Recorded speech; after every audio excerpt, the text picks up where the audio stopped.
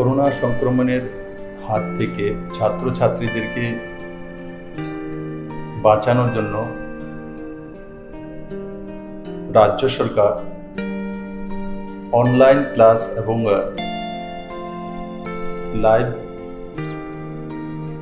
Class করার ব্যবস্থা নিয়েছেন বৈদ্যুতিক চ্যানেলের মাধ্যমে। বিগত 19শে এপ্রিল থেকে শিক্ষা দপ্তর অনলাইনে ক্লাসের ব্যবস্থা করেছেন। আমি আশা করি তাতে রাজ্যের ছাত্রছাত্রীরা লাভান্বিত হয়েছেন। আর দ্বিতীয় 6 জুন থেকে বৈদ্যুতিক চ্যানেলের মাধ্যমে লাইভ ক্লাসের ব্যবস্থা করা। আমি আশা করি এই ক্লাসগুলো সমস্ত ছাত্রছাত্রীরা অ্যাটেন্ড করবেন এবং তার সুফল রাজ্যের সমস্ত ছাত্রছাত্রীরা এবং তার পরিবারের সদস্যরাও পেতে সক্ষম। আজকের এই পরিস্থিতিতে কোনোভাবেই রাজ্য সরকার ঝুঁকি নিয়ে ক্লাস বা স্কুল খোলার ব্যাপারে সিদ্ধান্ত নিতে সক্ষম নয় যতদিন পর্যন্ত না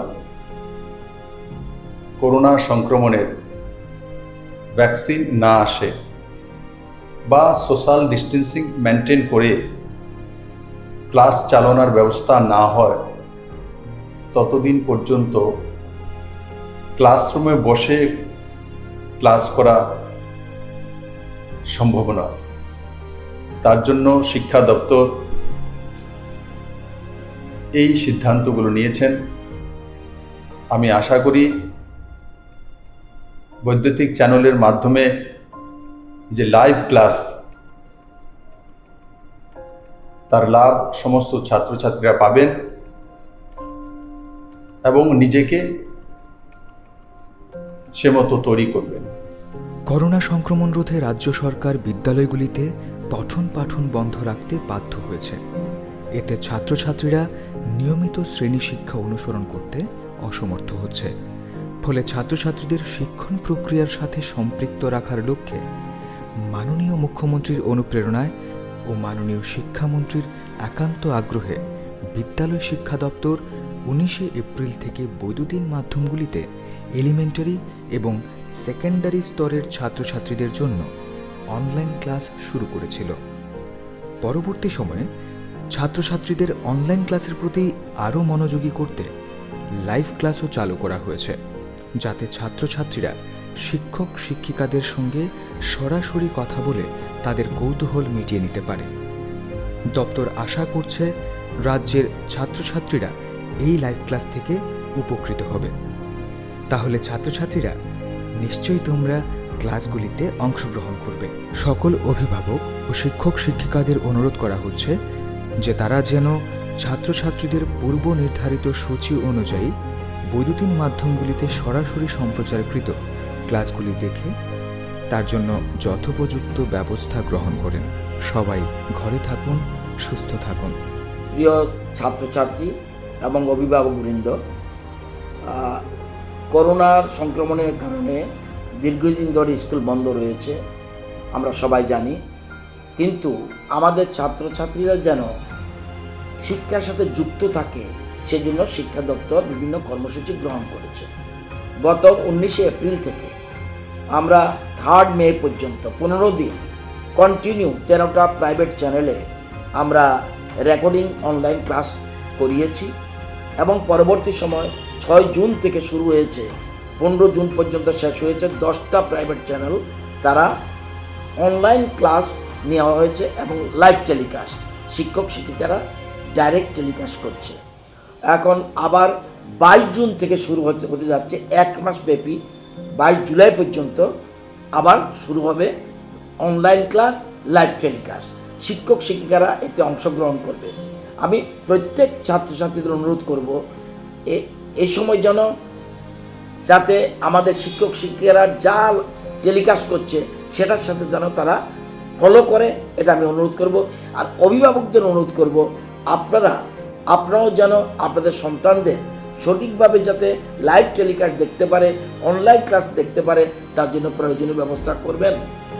পাশাপাশি কবে স্কুল খুলবে আমরা কিচ্ছু বলতে পারছি না, সেজন্য শিক্ষা দপ্তর আপ্রাণ চেষ্টা করবে যে যতদিন স্কুল না খোলে ততদিন পর্যন্ত অনলাইন ক্লাসগুলি চালিয়ে যাওয়ার জন্য। আশা করি এতে ছাত্রছাত্রীরা উপকৃত হবে। সবাইকে অনুরোধ করব এই বিষয়টা লক্ষ্য রাখার জন্য। ধন্যবাদ, নমস্কার।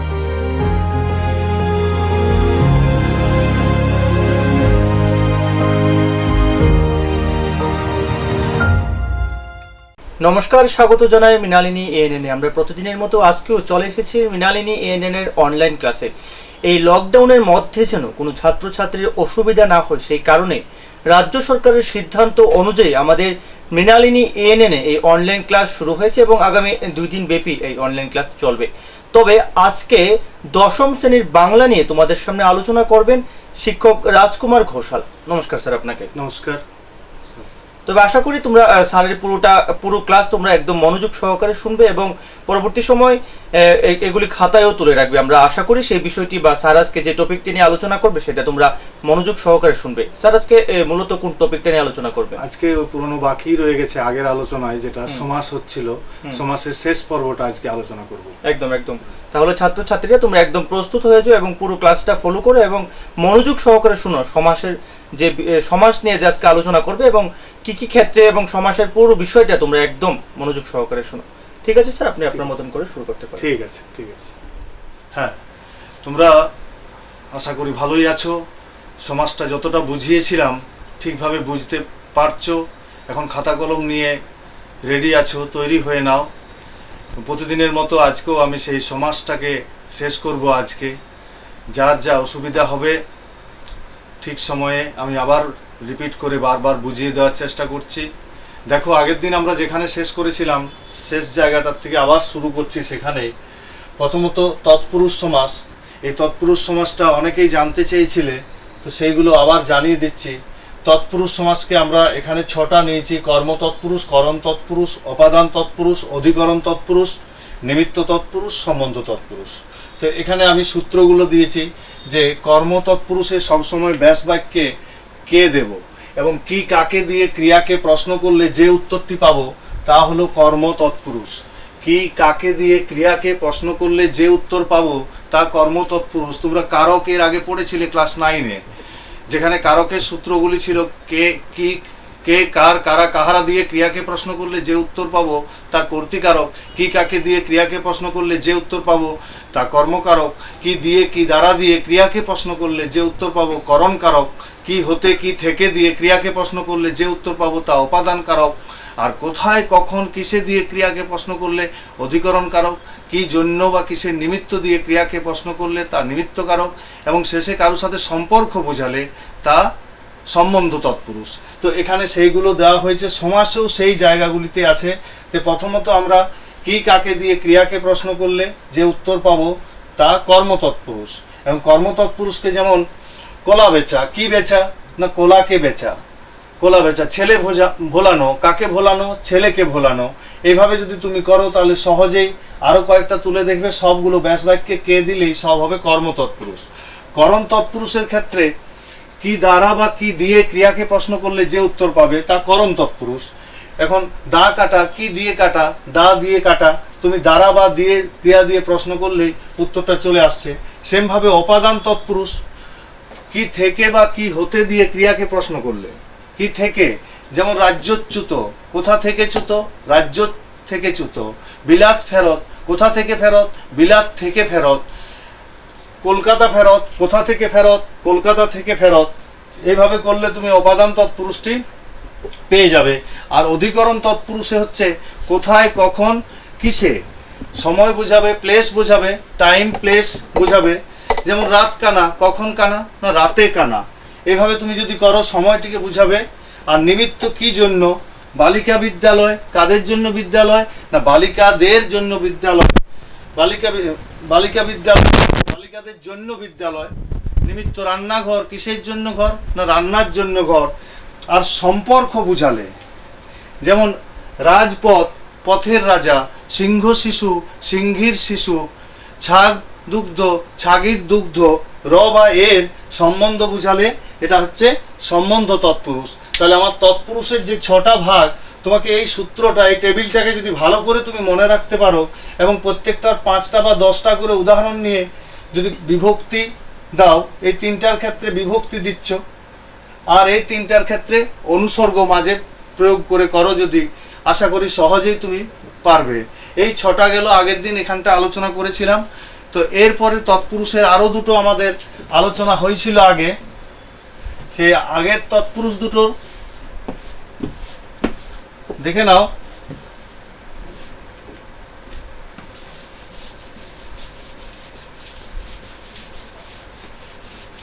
তৎপুরুষ সমাসের এছাড়া আমরা অলুক তৎপুরুষটা আগে আলোচনা করেছিলাম আর না তৎপুরুষটাও আগে আলোচনা করেছিলাম।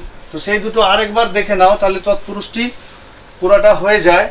যেমন প্রথম আসছে অলুক তৎপুরুষ, আমরা আগে আলোচনা করেছি। অলুক তৎপুরুষ বা অলোপ তৎপুরুষ, সবসময় বিভক্তি অলোপ তৎপুরুষ। অলুক বা অলোপ, যেমন ধরো দিয়ে দিল পরীক্ষায় মুখে ভাত, বিভক্তি যুক্ত শব্দ দিলে মুখে ভাত এরকম দিয়ে দিল, কিংবা দিল রাতে কানা, রাতে কানা। হ্যাঁ, মুখে ভাতটা এটা চলে যাবে অলুক বহুব্রীহিতে, এটা ভুল হলো, অলুক বহুব্রী হয়ে যাবে। তো রাতে কানা মূল হচ্ছে রাতে কানা। আলুর চপ, আলুর চপ, রাতে কানা আলুর চপ। এরপরে তুমি যেমন আলুর চপ, তুমি বিভক্তি রাতে কানা এ বিভক্তি দেখতে পাচ্ছ, ঠিক আছে। দিনে মাছি, দিনে মাছি, অর্থাৎ পূর্ব পদে যদি তুমি বিভক্তি দেখতে পাও, পূর্ব পদে তুমি বিভক্তি দেখতে পাও, তাহলে অলুক তৎপুরুষ হয়ে যাচ্ছে। যা আছে ব্যাস বাক্যে তাই লিখে দেবো, দিনে মাছি দিনে মাছি, ব্যাস বাক্যের ক্ষেত্রে কোনো পরিবর্তন হবে না। রাতে মশা, সেমভাবে দেখো পূর্ব পদে বিভক্তিগুলি থাকবে। আর পূর্ব পদে বহুব্রী সমাসের ক্ষেত্রেও বিভক্তি থাকে, কিন্তু সেটা বলেছিলাম যে অলুক বহুব্রীর ক্ষেত্রে কি হয়ে যাবে? অনুষ্ঠান বোঝাবে। এটা আগে আলোচনা করেছি। এখানেও ব্যাস বাক্য রাতে কানা, রাতে কানা। আলুর চপ, আলুর চপেই রেখে দিলে, আলুর চপ যেভাবে আছে এভাবেই থাকবে। সেমভাবে রাতে মশা, রাতে মশা।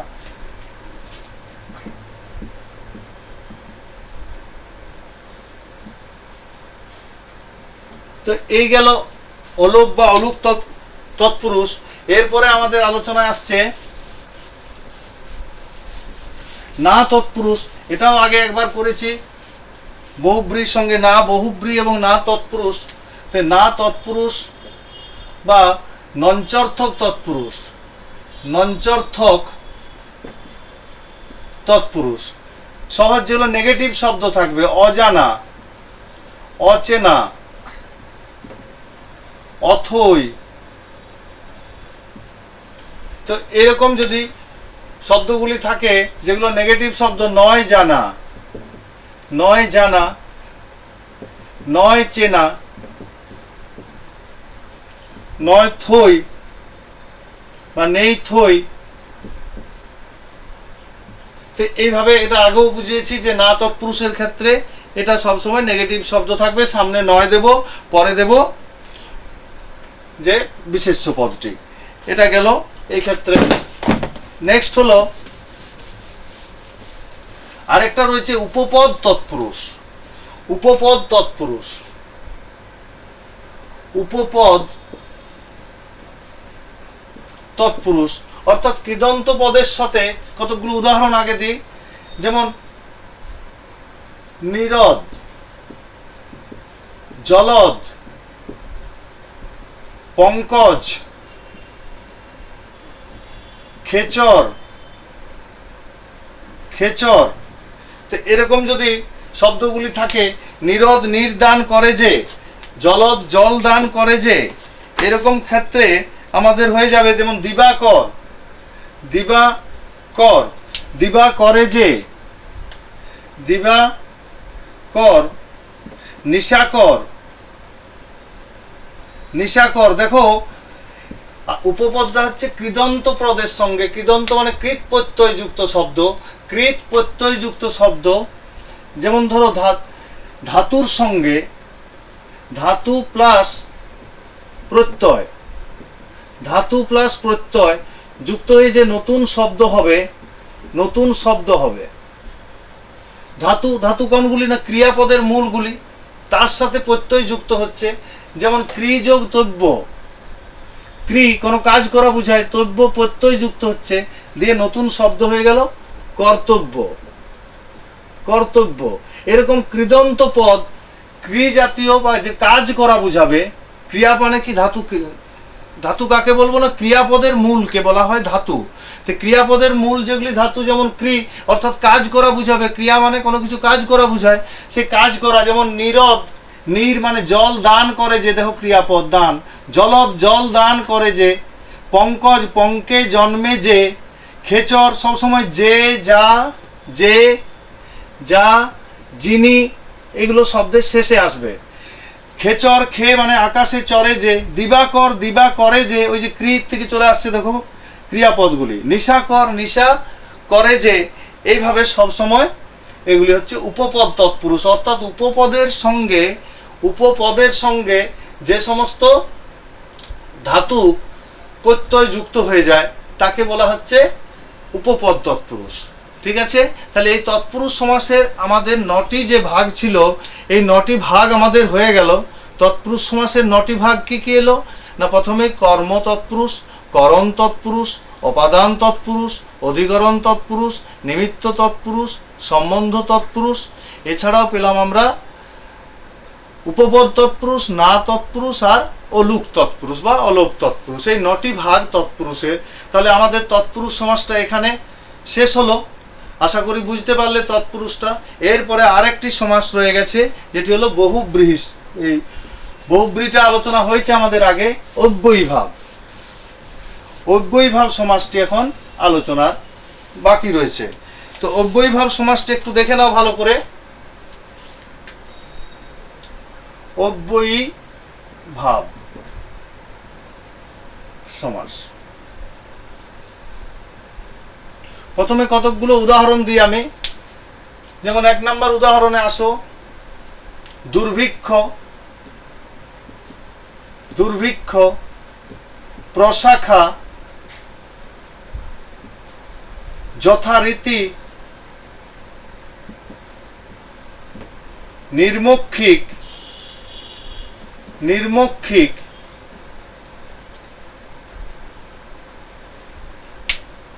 আকণ্ঠ, আকণ্ঠ। লক্ষ্য করো প্রথমে একটা করে উপসর্গ আছে, তোমরা এর আগে উপসর্গ পড়েছো। উপসর্গ কোনগুলি না, শব্দের আগে যে সমস্ত বিশেষ্য বা সর্বনাম পদের আগে বসে অর্থের পরিবর্তন করে দেয়। উপসর্গ ছিল 3 প্রকারে, বাংলা, সংস্কৃত আর বিদেশি। সংস্কৃত 20টি উপসর্গ ছিল, প, পরা, অপসম, নি, অতি, অবদূর, এগুলো ক্লাস 8-এ পড়েছিলে। সেই উপসর্গগুলি দেখো, লক্ষ্য করো সবসময় শব্দের আগে কি থাকছে, পরে বিশেষ্য পদ আর সামনে থাকছে একটি করে উপসর্গ। তুমি সহজেই উপসর্গটি যখনই দেখতে পাবে তখনই তো এটি অব্যয়ীভাব সমাস। এখন ব্যাস বাক্যের ক্ষেত্রে একটুকু চিন্তা করে লিখতে হবে, দুর্ভিক্ষ না ভিক্ষার অভাব, ভিক্ষার অভাব। প্রশাখা না ক্ষুদ্র শাখা, ক্ষুদ্র শাখা। যথারীতি না রীতিকে অতিক্রম না করে, রীতিকে অতিক্রম, অতিক্রম না করে। নির্মক্ষিক, মক্ষিকার অভাব, মক্ষিকার অভাব, মক্ষিকা মানে মৌমাছি। আকণ্ঠ না কণ্ঠ পর্যন্ত। তাহলে সবসময় তুমি অব্যয় ভাবটা কিভাবে মনে রাখবে যে সামনে উপসর্গ। আর কোনো সমাসের ক্ষেত্রে আমি বলিনি, যেগুলি দেখো আগে যে প্রথম আমরা দ্বিগু করেছিলাম সেখানে কোনো উপসর্গের কথা বলিনি, বলেছিলাম সংখ্যা থাকবে। দ্বন্দ্ব বলেছিলাম সেখানে পাশাপাশি দুটি বিশেষ্য বিশেষণ। এছাড়াও কর্মধারয় যে বলেছিলাম সেখানে বিশেষণ বিশেষ্য। এছাড়াও বহুব্রীহিতে যেভাবে দেখিয়েছি, কোথাও আমি কোনো সমাসের ক্ষেত্রে বলিনি যে সামনে উপসর্গ থাকবে। এই তাহলে অব্যয়ভাব আমরা সহজেই চিনে নিতে পারি। এই অব্যয়ভাবের আমরা 12-13টা জিনিসকে মনে রাখলে সহজেই আমরা ব্যাস বাক্যগুলি করতে পারবো। দেখে নাও সে ব্যাস বাক্যগুলি কিভাবে সহজে করবে, এগুলি তুলে নাও খাতায়। তো ব্যাস বাক্য করতে গেলে সহজেই তোমার সুবিধা হবে। যেমন প্রথমেই আমরা আসি অভাব অর্থে।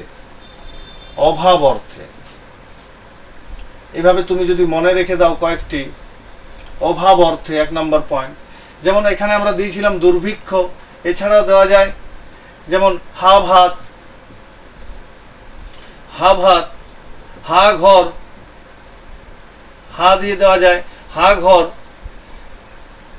তো এরকম ভাবে আরো কতগুলি দেওয়া যায়। বেমানান, গরমিল, পরীক্ষা আসে এটা গরমিল, গরমিল, বেমানান, বেমানান, এগুলি সব দেখো অভাব অর্থে। হা ভাত কি হবে? ভাতের অভাব, ভাতের অভাব। সেম ভাবে হা ঘর, ঘরের অভাব। সেম ভাবে গরমিল, মিলের অভাব, মিলের অভাব। বেমানান না মানানের অভাব, মানানের, মানায়নি যাকে, মানানের অভাব। এভাবে তুমি অভাব অর্থে যদি মনে রেখে দাও কয়েকটি শব্দকে, তাহলে সহজেই করতে পারবে।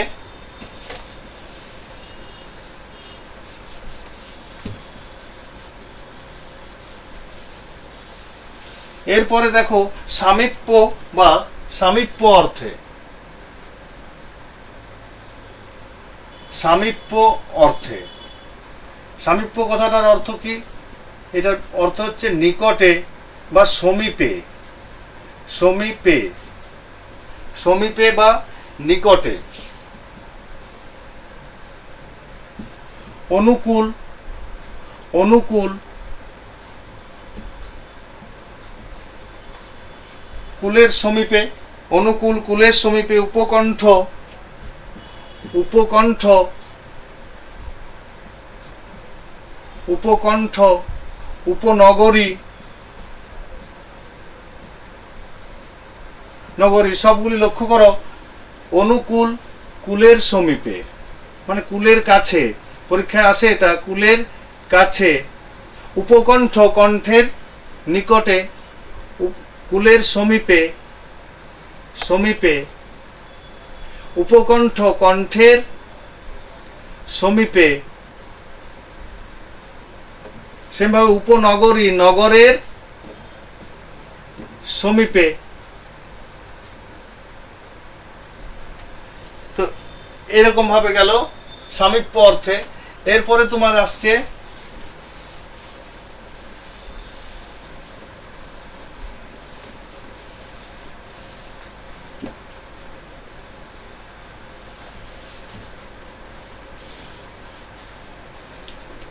সাদৃশ্য।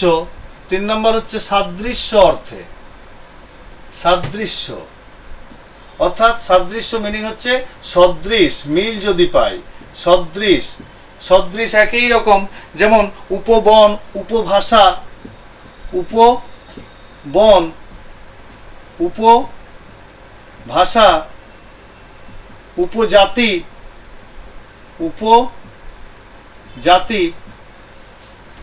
কি আসবে? এগুলো সব সদৃশ অর্থে। বনের সদৃশ, বনের সদৃশ। উপভাষা, ভাষার সদৃশ। উপজাতি, উপজাতিটার ক্ষেত্রে জাতির সদৃশ। তো এই গেল উপরাষ্ট্রপতি, উপরাষ্ট্রপতির সদৃশ, রাষ্ট্রপতির সদৃশ। উপজাতিটা একটু অন্যদিকে হবে, উপজাতিটা ক্ষুদ্র জাতি করতে হবে। উপরাষ্ট্রপতি করে নাও, রাষ্ট্রপতি, রাষ্ট্রপতি না রাষ্ট্রপতির, রাষ্ট্রপতির সদৃশ, সদৃশ। এই গেল সদৃশ অর্থে।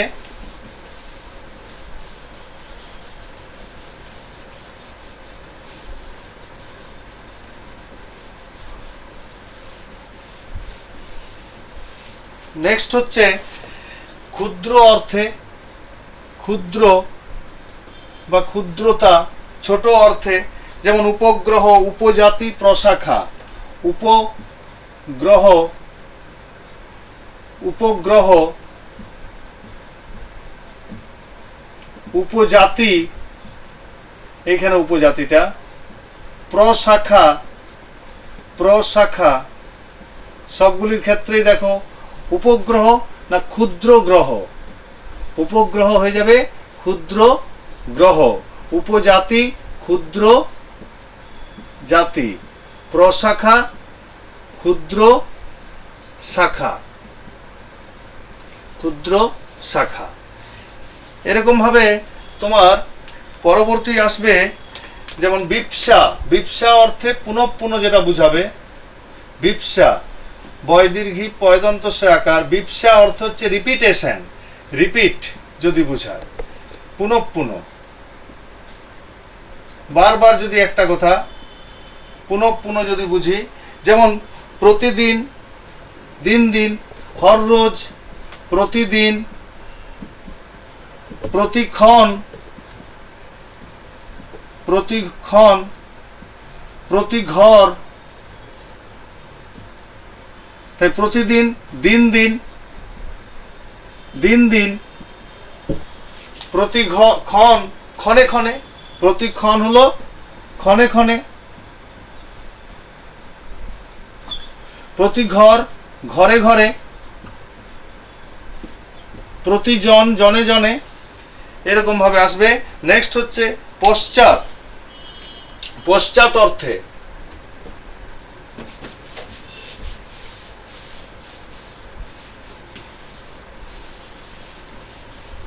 পশ্চাৎ অর্থে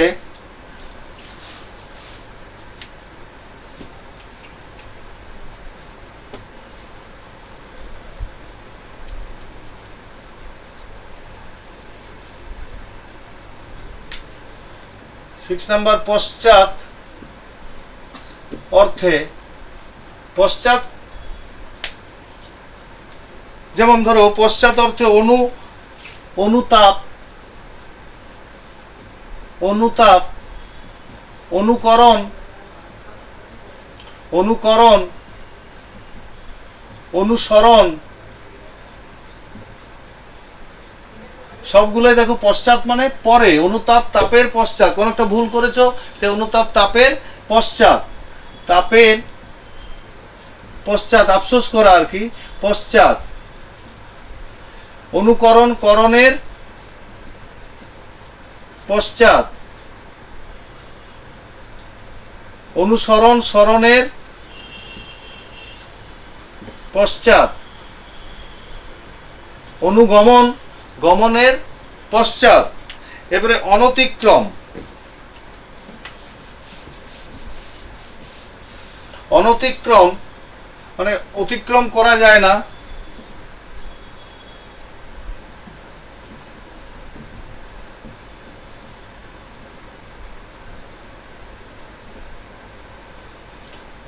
অনতিক্রম, অনতিক্রম,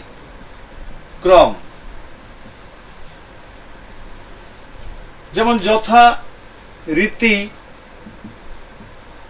যথাবিধি, যথাক্রম, সবসময় যথা থাকছে বেশিরভাগ ক্ষেত্রে, যথাক্রম, যথেষ্ট, তাহলে যথারীতি, রীতিকে অতিক্রম না করে, রীতিকে অতিক্রম না করে,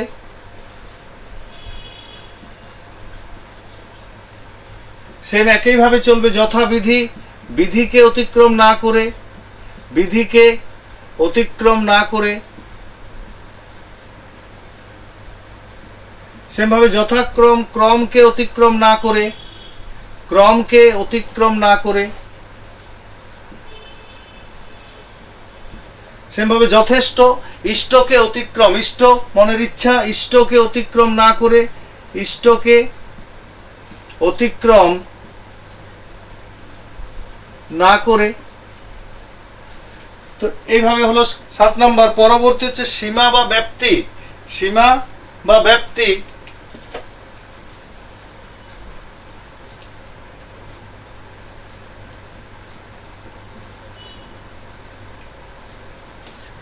সীমা বা ব্যাপ্তি একটা লিমিটেশন। সীমা ও ব্যাপ্তি,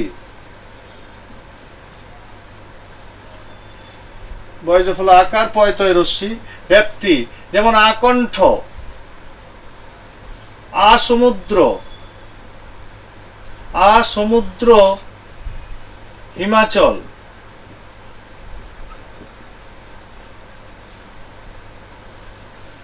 আসমুদ্র হিমাচল। নেক্সট হচ্ছে আজীবন, আজীবন, আজীবন। তাই আকণ্ঠ কণ্ঠ পর্যন্ত, কণ্ঠ পর্যন্ত একটা সীমা বুঝালো। আবার আসমুদ্র হিমাচল, সমুদ্র থেকে হিমাচল পর্যন্ত, সমুদ্র থেকে হিমাচল পর্যন্ত, পর্যন্ত ব্যাপ্তি একটা। জীবন, আজীবন, জীবন পর্যন্ত, এরকম ভাবে হবে। নেক্সট হচ্ছে যোগ্যতা অর্থে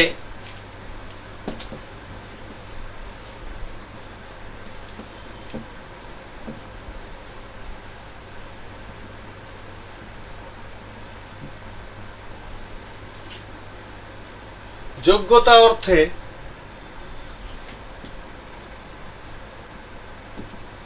যেমন অনুরূপ, অনুরূপ, অনুগুণ, অনুগুণ, অনুরূপ রূপের যোগ্য, অনুগুণ গুণের যোগ্য, অনুধ্যান, অনুধ্যান অনুরূপ রূপের যোগ্য, অনুগুণ গুণের যোগ্য, অনুধ্যান ধ্যানের যোগ্য, অনুধ্যান ধ্যানের যোগ্য। এইভাবে তোমার হয়ে গেল যোগ্যতা। এবার বিরুদ্ধ বা বিপরীত অর্থে, বিরুদ্ধ বা বিপরীত অর্থে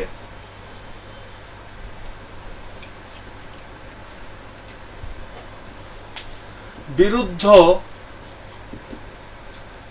বা বিপরীত, প্রতিবাদ, প্রতিবাদ, প্রতিঘাত, প্রতিঘাত, বিরুদ্ধ। তাহলে প্রতিবাদ বাদের বিরুদ্ধে, বাদের বিরুদ্ধে, প্রতিঘাত ঘাতের বিরুদ্ধে, ঘাতের বিরুদ্ধে। তো এরকম ভাবে তোমার চলে আসবে প্রতিক্রিয়া, ক্রিয়ার বিরুদ্ধে, প্রতিক্রিয়া ক্রিয়ার, ক্রিয়ার বিরুদ্ধে।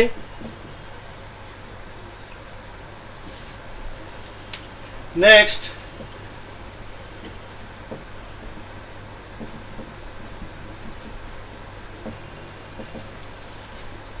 11 নম্বরে দেখো, যেখানে অনতিক্রান্ত বা অনতিক্রান্ত, অনতিক্রান্ত, অনতিক্রান্ত যেমন দেওয়া যায় উদ্বেল, উদ্বেল, বেলাকে, বেলাকে অনতিক্রান্ত, বেলাকে অনতিক্রান্ত, ক্রান্ত। উচ্ছৃঙ্খল, উচ্ছৃঙ্খল, শৃঙ্খলাকে অনতিক্রান্ত, শৃঙ্খলাকে অনতিক্রান্ত। আর একটা 12 নম্বর আসছে সম্মুখ, সম্মুখ অর্থে, বেশি নেই এটা, সম্মুখ অর্থে যেমন প্রত্যক্ষ, অক্ষির সম্মুখে, পরীক্ষায় আসে এটা, প্রত্যক্ষ হয়ে গেল অক্ষির সম্মুখে, সম্মুখে। তো এই যে মোটামুটি অব্যয়ীভাব সমাসের যে এই যে ভাগগুলি তোমাকে একটু ভালো করে মনে রাখতে হবে, এবং এইভাবে যদি তুমি তৈরি করো তাহলে হয়ে যাওয়ার মতো। তো তুমি দেখতে পেলে যে সমাসের যেগুলি ভাগ ছিল, প্রধানত ভাগগুলি পেলাম আমরা, যে দ্বিগু সমাসটা পেলাম, দ্বন্দ্ব সমাস পেলাম, তারপরে কর্মধারয়, বহুব্রীহি, তৎপুরুষ, অব্যয়ীভাব, এই 6টি ভাগ প্রধান পেলাম। এছাড়া আরেকটি পরীক্ষায় আসে, সেটি হচ্ছে নিত্য সমাস। এটা সম্পর্কে একটু জেনে নিতে হবে। আশা করি অব্যয়ীভাবটা বুঝতে পেরেছো, এভাবে তৈরি করলেই হয়ে যাবে। নেক্সট হচ্ছে নিত্য সমাস, এটা একটু দেখে নাও। নিত্য সমাসকে নিত্যই যেগুলো ঘটছে, যে নিত্য যে ঘটনাগুলো ঘটছে, যেগুলো সব সময়, যেমন ধরো গ্রামান্তর, আগে নিত্য সমাস লেখো, এটা উদাহরণ হিসাবেও আসে, উদাহরণ হিসাবেও তোমার পরীক্ষায় আসার মতো এগুলো। যেমন গ্রামান্তর, দেশান্তর, একই রকম দেখো আসবে, গ্রামান্তর, দেশান্তর, ভাষান্তর, ভাষান্তর, তারপর রূপান্তর, মতান্তর, রূপান্তর,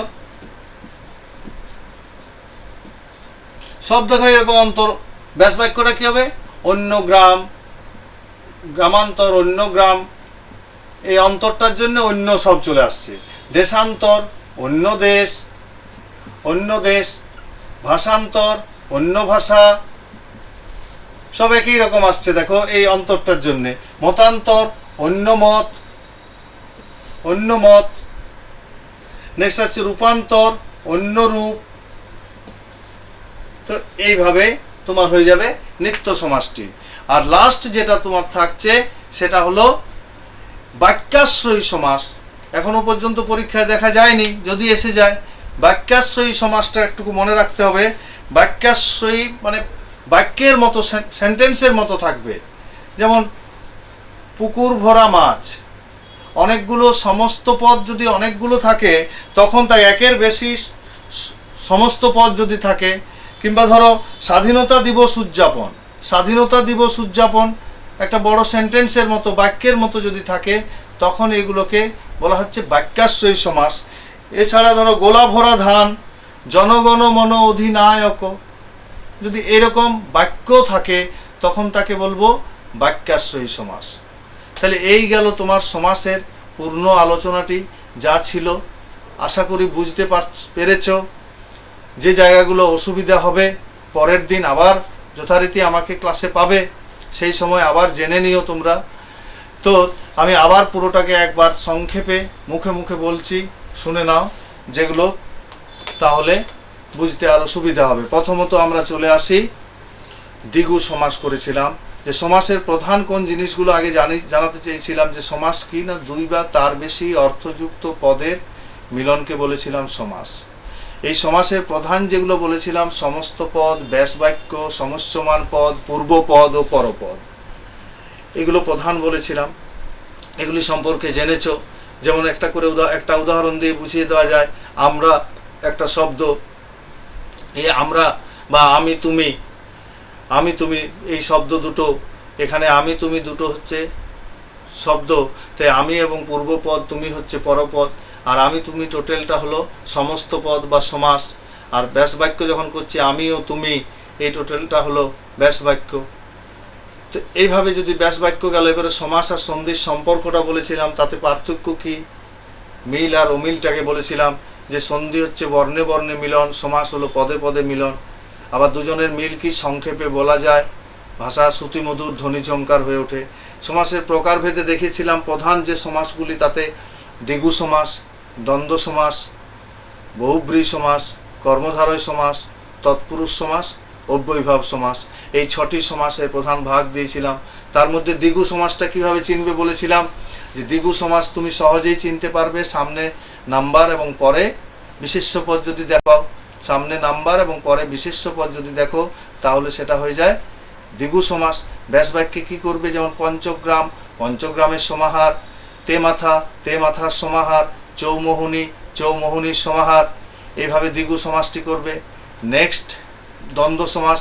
দ্বন্দ্ব সমাস বলেছিলাম যে পাশাপাশি কাছাকাছি যদি দুটো নাউন, দুটো প্রোনাউন, দুটো বিশেষ্য পদ দেখতে পাও, কাছাকাছি পাশাপাশি এমন শব্দগুলি হতে হবে, বাবা মা, ভাই বোন, চক ডাস্টার, খাতা কলম, এরকম পাশাপাশি কাছাকাছি বিশেষ্য পদ হতে হবে। দুটি যদি সর্বনাম পদ, যে, সে, আমি, তুমি, এরা, ওরা, এরকম সর্বনাম পদ যদি দুটি দেখতে পাও, তাহলেও দ্বন্দ্ব সমাস হবে। ক্রিয়াপদ লেখো, পড়ো, উঠো, বসো দেখতে পাও, তাহলেও দ্বন্দ্ব সমাস হবে। যদি দুটি বিপরীত শব্দ দেখতে পাও, সকাল সন্ধ্যা, আলো অন্ধকার, সুখ দুঃখ, বিপরীত শব্দ, তাহলেও দ্বন্দ্ব সমাস হবে। যদি সমার্থক শব্দ দেখতে পাও, পথ ঘাট, ঘর বাড়ি, হাট, ঘর বাড়ি, যাগযজ্ঞ, এরকম দেখতে পেল। এরপর দুইয়ের বেশি বিশেষ্য, দুইয়ের বেশি বিশেষণ, দুইয়ের বেশি সর্বনাম, দুইয়ের বেশি ক্রিয়া যদি দেখতে পাও, সেক্ষেত্রেও বলেছিলাম দ্বন্দ্ব সমাস। এছাড়াও আমরা বলেছিলাম অ্যাক্সেস দ্বন্দ্ব, এটা উদাহরণ হিসাবে আসে।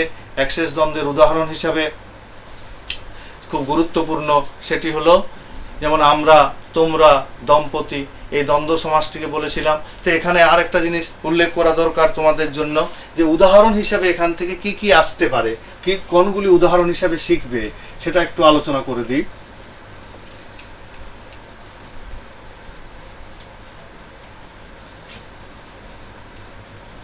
উদাহরণ হিসাবে প্রথমত যে সমাসের উদাহরণ একটা চলেই আসে, সেজন্য তুমি প্রথম থেকে এক একটা সমাসের যে বিভাগগুলি আছে সেগুলি একটু লক্ষ্য করে যাও।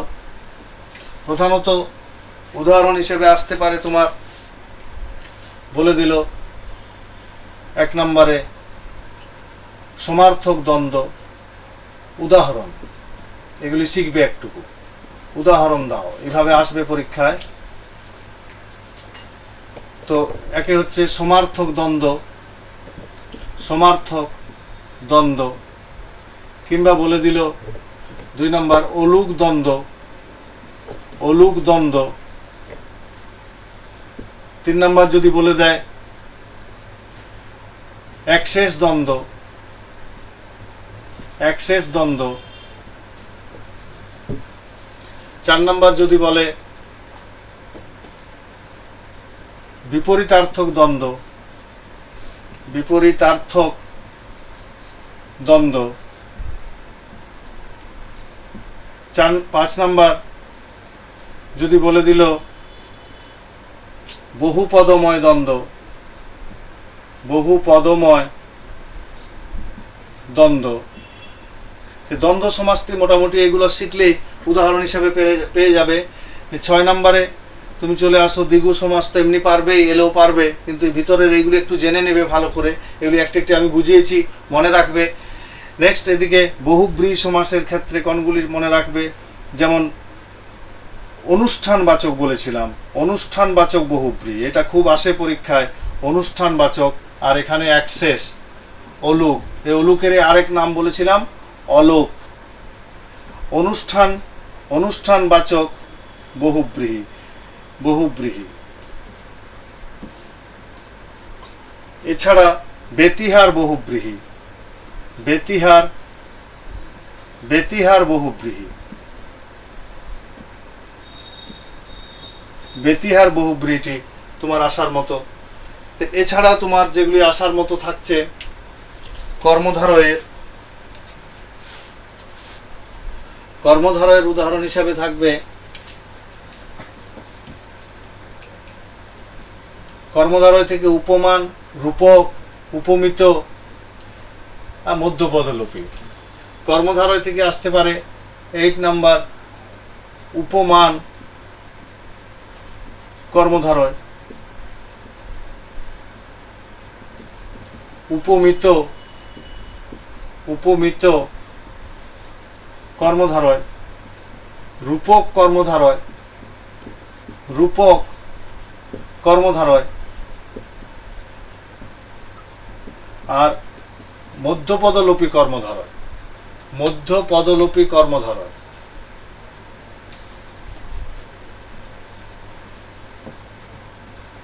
মধ্যপদলোপী কর্মধারয়। মধ্যপদলোপী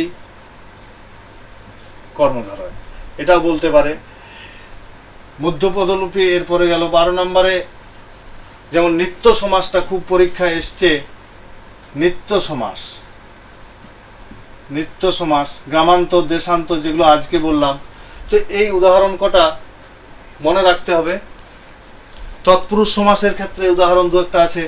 13 নম্বর, যেমন উপপদ তৎপুরুষ দেওয়া যায়। উপপদ তৎপুরুষ, এটা একটু মনে রাখতে হবে।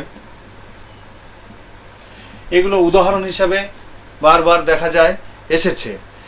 তাহলে বুঝতে পারলে এই জায়গাটা যে উদাহরণ হিসাবে আমরা যে জায়গায় গেছিলাম আবার সেই জায়গায় যাই, যে দ্বন্দ্ব সমাসের ক্ষেত্রে কিভাবে করব দেখতে পেয়েছিলাম। এরপরে কর্মধারয় সমাসটি আলোচনা করেছিলাম। কর্মধারয় সমাসে আমরা দেখলাম কি কি না, প্রথমত কর্মধারয় সমাস কাকে বললাম, যে সমাসে পূর্বপদে বিশেষ্য এবং বিশেষণ থাকে কিন্তু পরপদের অর্থটি প্রধান হয়। তাতে আমরা ভাগ করলাম সাধারণ কর্মধারয়, তুলনামূলক কর্মধারয়, মধ্যপদলোপী কর্মধারয়। এই তিনটে ভাগে ভাগ করেছিলাম। সাধারণ কর্মধারয় দেখিয়েছিলাম যে সামনে বিশেষণ, পরে বিশেষ্য পদ যদি থাকে, মাঝখানে যে দেব, সাদা জামা, সাদা যে জামা। তো এইভাবে নেক্সট হচ্ছে, যদি দুটো সামনে বিশেষ্য পরে বিশেষণ দেখতে পাই, বেগুন ভাজা, তখন ইন্টারচেঞ্জ করে ভাজা যে বেগুন, যেহেতু পরপদটি প্রধান। নেক্সট আমরা দেখতে পেলাম যদি দুই পদেই দেখতে পাই, দুই পদেই যদি দেখতে পাই বিশেষণ, যেমন কাঁচা পাকা, কাঁচা অথচ পাকা, লাল নীল, লাল অথচ নীল। আর তারপরেই দেখলাম দুটো বিশেষ্য পদ যদি থাকে, যেমন রামকৃষ্ণ, আগরতলা শহর, যিনি রাম তিনি কৃষ্ণ, আগরতলা, যা আগরতলা তা শহর। তো এরকমভাবে সাধারণটি করেছিলাম। উপমান আর উপমিত আর রূপক, এই তিনটার ক্ষেত্রে বলেছিলাম তোমার এখানে উদাহরণ হিসাবে মনে রাখতে হবে উপমান, উপমিত, রূপক। এই তিনটার ক্ষেত্রে, যেমন উপমানের ক্ষেত্রে বলেছিলাম সব সময় সামনে থাকবে বিশেষ্য আর পরে থাকবে বিশেষণ। যেমন কাজল কালো, কিন্তু তুলনা বুঝাবে। কাজল কালো, কাজলের মতো কালো। আবার উপমিতর ক্ষেত্রে বলেছিলাম দুটোই বিশেষ্য পদ, দুটোই বিশেষ্য পদ থাকবে। যেমন চাঁদ মুখ, মুখ চাঁদের মতো, কিংবা সিংহ শিশু, শিশু সিংহের মতো।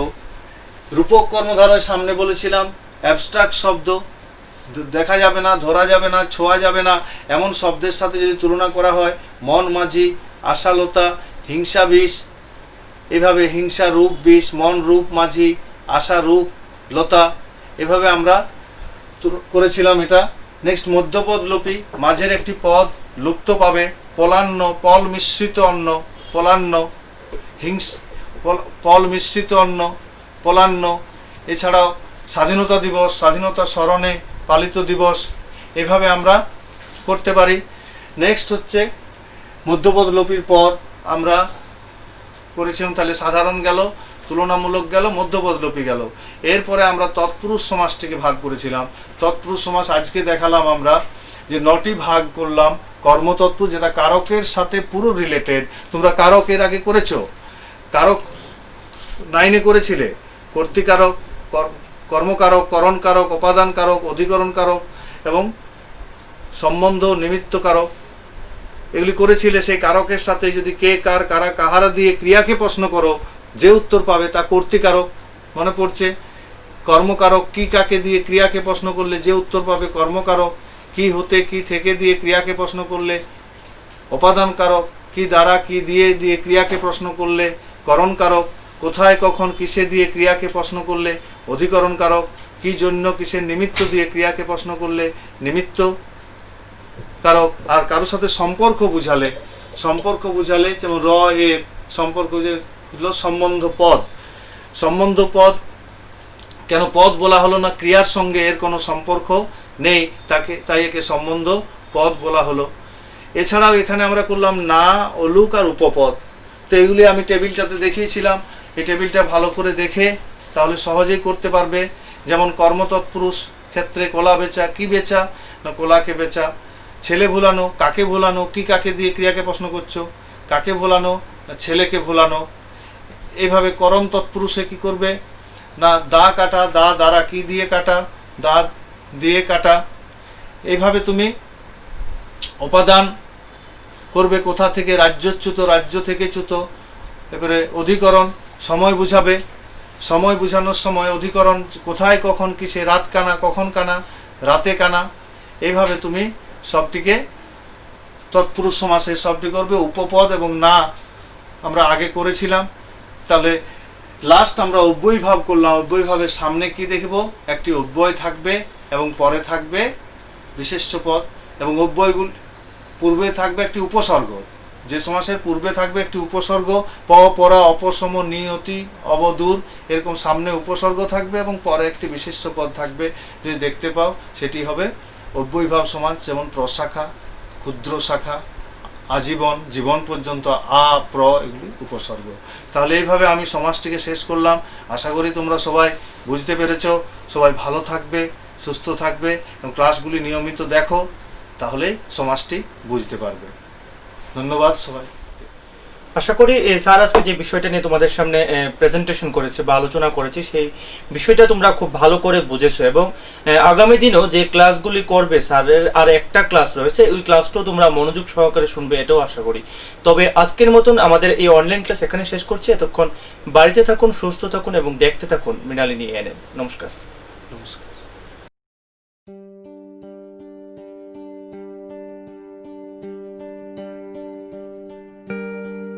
করোনা সংক্রমণের হাত থেকে ছাত্রছাত্রীদেরকে বাঁচানোর জন্য রাজ্য সরকার অনলাইন ক্লাস এবং লাইভ ক্লাস করার ব্যবস্থা নিয়েছেন বৈদ্যুতিক চ্যানেলের মাধ্যমে। বিগত 19শে এপ্রিল থেকে শিক্ষা দপ্তর অনলাইনে ক্লাসের ব্যবস্থা করেছেন।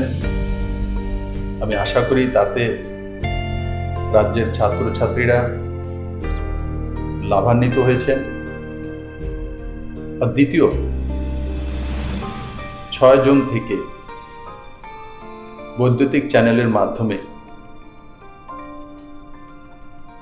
লাইভ ক্লাসের ব্যবস্থা করা। আমি আশা করি এই ক্লাসগুলো সমস্ত ছাত্রছাত্রীরা অ্যাটেন্ড করবেন এবং তার সুফল রাজ্যের সমস্ত ছাত্রছাত্রীরা এবং তার পরিবারের সদস্যরাও পেতে সক্ষম। আজকের এই পরিস্থিতিতে কোনোভাবেই রাজ্য সরকার ঝুঁকি নিয়ে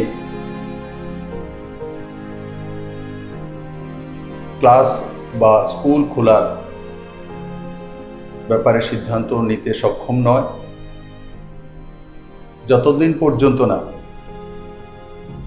করোনা সংক্রমণের ভ্যাকসিন না আসে বা সোশ্যাল ডিস্টেন্সিং মেনটেন করে ক্লাস চালানোর ব্যবস্থা না হয়, ততদিন পর্যন্ত ক্লাসরুমে বসে ক্লাস করা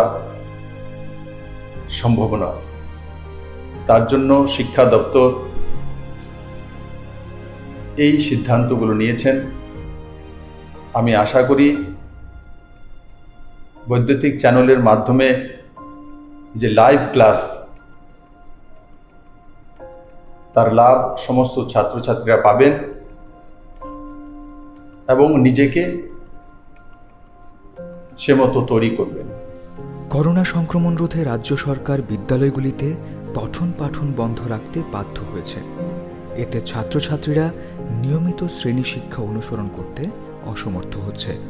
ফলে ছাত্রছাত্রীদের শিক্ষণ প্রক্রিয়ার সাথে সম্পৃক্ত রাখার লক্ষ্যে মাননীয় মুখ্যমন্ত্রীর অনুপ্রেরণায় ও মাননীয় শিক্ষামন্ত্রীর একান্ত আগ্রহে বিদ্যালয় শিক্ষা দপ্তর 19শে এপ্রিল থেকে বৈদ্যুতিন মাধ্যমগুলিতে এলিমেন্টারি এবং সেকেন্ডারি স্তরের ছাত্রছাত্রীদের জন্য অনলাইন ক্লাস শুরু করেছিল। পরবর্তী সময়ে ছাত্রছাত্রীদের অনলাইন ক্লাসের প্রতি আরও মনোযোগী করতে লাইভ ক্লাসও চালু করা হয়েছে, যাতে ছাত্রছাত্রীরা শিক্ষক শিক্ষিকাদের সঙ্গে সরাসরি কথা বলে তাদের কৌতূহল মিটিয়ে নিতে পারে। দপ্তর আশা করছে রাজ্যের ছাত্রছাত্রীরা এই লাইভ ক্লাস থেকে উপকৃত হবে। তাহলে ছাত্রছাত্রীরা নিশ্চয়ই তোমরা ক্লাসগুলিতে অংশগ্রহণ করবে। সকল অভিভাবক ও শিক্ষক শিক্ষিকাদের অনুরোধ করা হচ্ছে যে তারা যেন ছাত্রছাত্রীদের পূর্ব নির্ধারিত সূচি অনুযায়ী বৈদ্যুতিন মাধ্যমগুলিতে সরাসরি সম্প্রচারকৃত ক্লাসগুলি দেখে তার জন্য যথোপযুক্ত ব্যবস্থা গ্রহণ করেন। সবাই ঘরে থাকুন, সুস্থ থাকুন। প্রিয় ছাত্রছাত্রী এবং অভিভাবকবৃন্দ, করোনার সংক্রমণের কারণে দীর্ঘদিন ধরে স্কুল বন্ধ রয়েছে, আমরা সবাই জানি। কিন্তু আমাদের ছাত্রছাত্রীরা যেন শিক্ষার সাথে যুক্ত থাকে সেজন্য শিক্ষা দপ্তর বিভিন্ন কর্মসূচি গ্রহণ করেছে। গত 19শে এপ্রিল থেকে আমরা 3 মে পর্যন্ত 15 দিন কন্টিনিউ 13টা প্রাইভেট চ্যানেলে আমরা রেকর্ডিং অনলাইন ক্লাস করিয়েছি এবং পরবর্তী সময় 6 জুন থেকে শুরু হয়েছে, 15 জুন পর্যন্ত শেষ হয়েছে। 10টা প্রাইভেট চ্যানেল তারা অনলাইন ক্লাস নেওয়া হয়েছে এবং লাইভ টেলিকাস্ট, শিক্ষক শিক্ষিকারা ডাইরেক্ট টেলিকাস্ট করছে। এখন আবার 22 জুন থেকে শুরু হতে যাচ্ছে, 1 মাস ব্যাপী 22 জুলাই পর্যন্ত আবার শুরু হবে অনলাইন ক্লাস, লাইভ টেলিকাস্ট। শিক্ষক শিক্ষিকারা এতে অংশগ্রহণ করবে। আমি প্রত্যেক ছাত্রছাত্রীদের অনুরোধ করব এই সময় যেন যাতে আমাদের শিক্ষক শিক্ষিকারা যা টেলিকাস্ট করছে সেটার সাথে যেন তারা ফলো করে, এটা আমি অনুরোধ করব। আর অভিভাবকদের অনুরোধ করব আপনারাও যেন আপনাদের সন্তানদের সঠিকভাবে যাতে লাইভ টেলিকাস্ট দেখতে পারে, অনলাইন ক্লাস দেখতে পারে, তার জন্য প্রয়োজনীয় ব্যবস্থা করবেন। পাশাপাশি কবে স্কুল খুলবে আমরা কিচ্ছু বলতে পারছি না, সেজন্য শিক্ষা দপ্তর আপ্রাণ চেষ্টা করবে যে যতদিন স্কুল না খোলে ততদিন পর্যন্ত অনলাইন ক্লাসগুলি চালিয়ে যাওয়ার জন্য। আশা করি এতে ছাত্রছাত্রীরা উপকৃত হবে। সবাইকে অনুরোধ করব এই বিষয়টা লক্ষ্য রাখার জন্য। ধন্যবাদ, নমস্কার।